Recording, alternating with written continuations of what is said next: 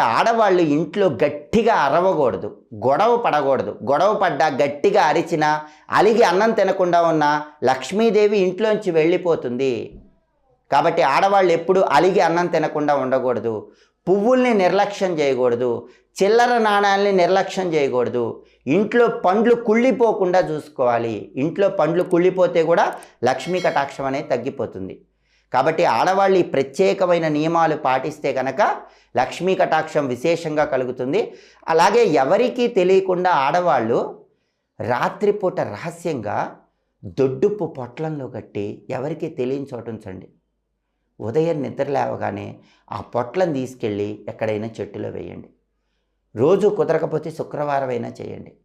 ఇలా చేస్తే లక్ష్మీదేవి మీ ఇంట్లో తిష్ట వేసుకొని కూర్చుంటుంది. ఆడవాళ్ళు ఈ ప్రత్యేకమైన సూచనలు పాటించండి. లక్ష్మీ కటాక్షానికి సులభంగా పాతులకండి. సర్వే జనా